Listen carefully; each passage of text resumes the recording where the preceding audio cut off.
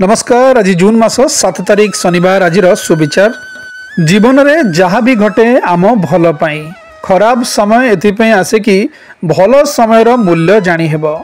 जेतेबेले निज लोक माने बदली जाती सेतेबेले ही तांकर असल रूप आमको जना पड़े। जीए तुमको जेतिकी सम्मान करुछि तुमे भी ताकू सेतिकी दियो, अधिक देबाकू चेष्टा कर नाही। कारण ये जुगर लोकों सम्मान ठारू बेसी स्वार्थ रे चलती। स्वार्थ सरीगले सम्मान देबाकू भूली जाती।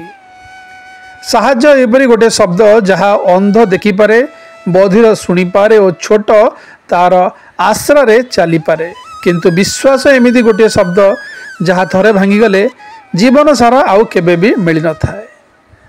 पास्ट आउ फ्यूचर दुईटी ही अद्भुत। पास्ट को फेरी पाइबे नहीं आउ फ्यूचर को देखि पारिबे नहीं।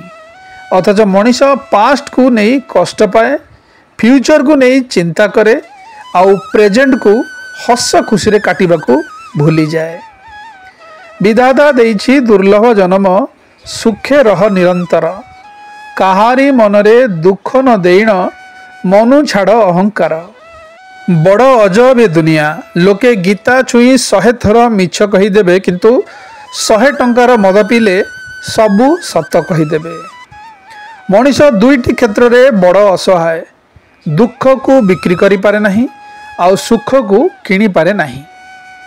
आपण खाद्य को मेडिसिन हिसाब परिमाण रे खांतु, नहले आपण को बाकी जीवनटा मेडिसिन को खाद्य हिसाब रे खाइबा को हेबो। शुभ सकाळ। दिनटी आपणकर मंगलमय हो।